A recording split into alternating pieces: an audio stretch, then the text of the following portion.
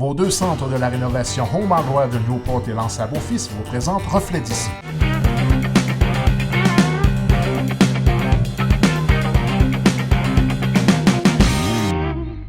Eh bien, mesdames, messieurs, nous en sommes maintenant à la section entrevue de votre émission Reflet d'ici. J'ai le plaisir de recevoir en studio M.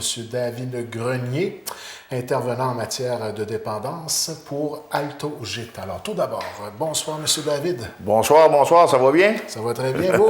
Oui, ça va bien, merci. Un petit passage dans la MRC du Rocher-Percé pour le mois de mars fin avril. Oui, j'ai été invité à passer un atelier, à donner un atelier à la Maison des Jeunes à Grande-Rivière et je me suis fait un devoir de t'appeler.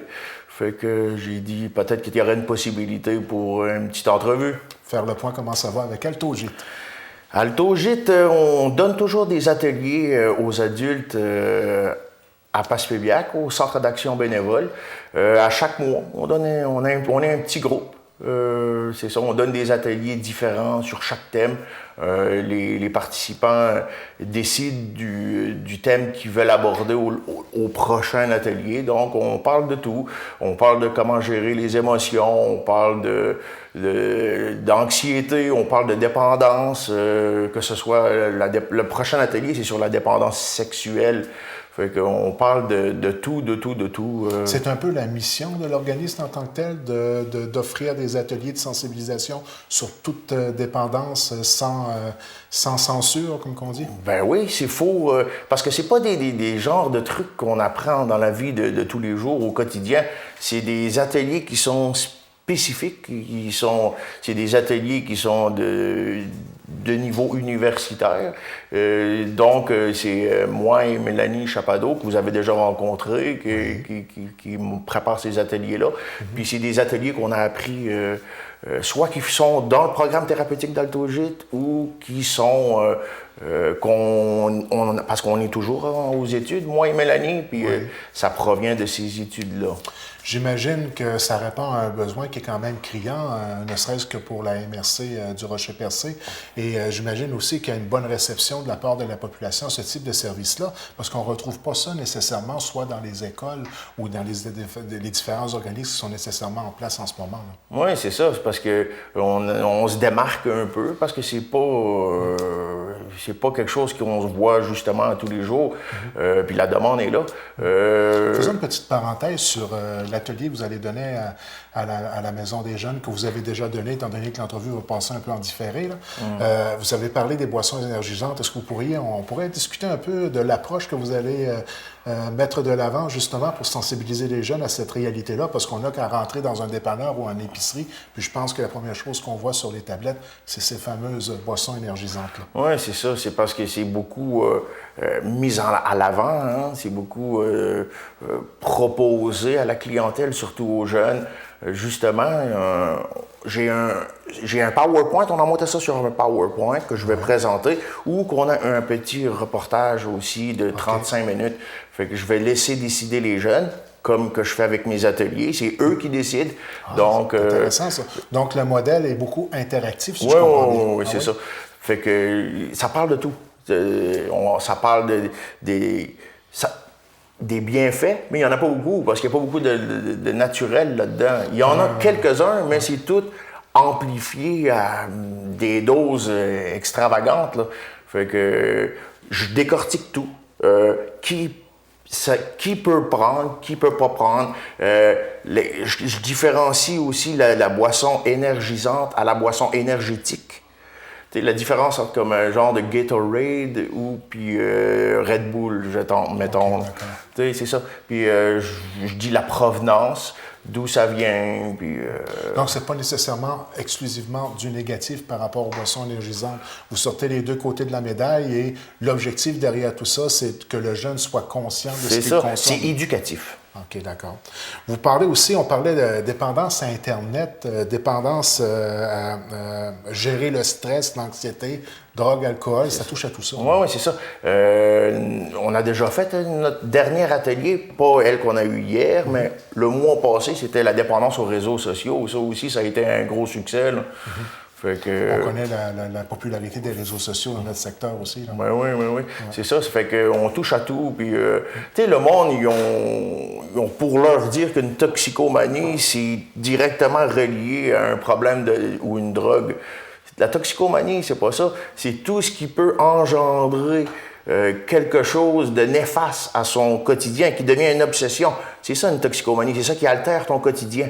Une toxicomanie, c'est quelque chose qui fait en sorte que, justement, comme je disais, ton quotidien est chambranlé. C'est ça, une toxicomanie.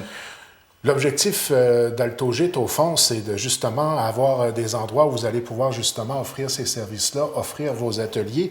Vous avez eu une rencontre dernièrement avec le CI3S? Oui, c'est ça. J'étais en compagnie du docteur Jean-Louis Lévesque, qui est médecin généraliste à Passepébiac. Il fait partie de notre conseil d'administration. Et on a rencontré à Chandler le CI3S. On a rencontré la direction, ainsi qu'on a rencontré le directeur en santé mentale. Et le but de la rencontre fut très positif. On s'est quitté en se disant à une prochaine. Donc, c'est positif. Fait qu'on on les a rencontrés pour voir s'il y avait une possibilité de partenariat financier avec eux, parce qu'ils sont conscients que la problématique est là, puis qu'elle est très bien ancrée ici en Gaspésie, mais justement, il y a déjà un service qui est amarré présentement avec le gouvernement et les CLSC, mais nous, c'est... comment je pourrais dire? Une connexion autre. Oui, c'est un alternatif. Parce que nous, c'est un autre genre de service. C'est pas directement avec la même clientèle. Nous, c'est genre d'une alternative. Parce que le service qui est offert présentement, c'est... Axé sur l'échange, j'imagine, plutôt qu'une prescription de médicaments, en exemple. En vous, c'est plus axé sur les ateliers, pas de prescription de médicaments. Non, c'est ça. C'est axé sur l'expérience humaine, le partage, oui, c'est ça. Et puis les conseils. Ça, c'est dans le but de prévention. On a aussi dans notre mission la mission de faire du curatif. Puis le curatif, nous, vous voyez le système qui est présentement en place, eux autres, c'est une approche biopsychosociale. Nous, c'est une approche cognitivo-comportementale. Une approche cognitivo-comportementale, c'est plus, comment je pourrais dire, vite là, grosso modo, vite fait comme ça, c'est comme on déprogramme l'ordinateur puis on le reprogramme. C'est ça, à peu près. Avec les bons programmes. Avec les bons programmes, les bonnes habitudes de vie. Puis, si on rappelait la mission d'Altogite pour les gens à la maison? Altogite a pour mission de faire de la sensibilisation, de la prévention en ce qui a trait les toxicomanies, et prôner un mode de vie sain. On a aussi éventuellement faire du traitement curatif. Aussi, c'est recevoir des dons et legs et organiser des événements pour des levées de fonds. Donc, c'est un organisme à but non lucratif. Exactement. Qui fonctionne avec un conseil d'administration. Oui, oui, c'est bien ça, oui. Là, notre conseil d'administration, il était basé plus dans la région... Bonaventure. À la MRC Bonaventure, car on avait un bâtiment, là, à nous. Fait que on était supposé de faire notre maison de thérapie à cet endroit-là, mais en cours de route, comme vous avez sûrement entendu parler, on a eu un peu de difficulté avec la municipalité, donc on regarde pour un autre bâtiment plus vers la région de la MRC Rocher-Percé, parce que on voit qu'il y a plus d'ouverture d'esprit des organismes dans le secteur ici. Au niveau de votre conseil d'administration, ça va bien aussi? Ça va bien, mais on est toujours à la recherche. Si y a quelqu'un qui voudrait nous aider à passer au niveau supérieur dans la région de la MRC Rocher-Percé, on a les bras grands ouverts. Ou quelqu'un qui pourrait, un organisateur pour des levées de fonds aussi, parce qu'on a toujours besoin de fonds. Là. Mais comme vous voyez, on a déjà de l'argent, mais c'est pour notre mise de fonds. T'sais. Au départ, c'était un projet à New Carlisle, c'était 300 000. Fait qu'on a notre mise de fonds, mais on a toujours besoin d'argent. C'est le nerf de la guerre, hein, vous le savez. Tout à fait. Ouais. Donc, moi, je tiens quand même à vous féliciter d'avoir un contact direct avec les jeunes de la Maison des jeunes de Grande-Rivière, les sensibiliser sur un sujet qui est quand même d'actualité, la consommation de boissons énergisantes. Et peut-être en terminant l'entrevue, si on a bien fait le tour, Oui, moi... ce serait peut-être de rappeler la façon avec laquelle on pourrait rentrer en contact avec AltoGIT pour naturellement bénéficier de vos services. Oui, c'est ça. On est présent sur Facebook, comme beaucoup de gens le sont, où on a aussi notre site Internet qui est le www.altogit.org. Je répète, AltoGIT, c'est pour alcoolisme. Taux, c'est pour toxicomanie, gîte au pluriel, altogit.org. Sinon, la page Facebook, où toutes les coordonnées sont là. Bien, M. Grenier, merci beaucoup de votre passage à la télévision communautaire de Grande-Rivière et je vous dirais, on garde le contact pour la suite des choses. Merci, merci. Merci à vous.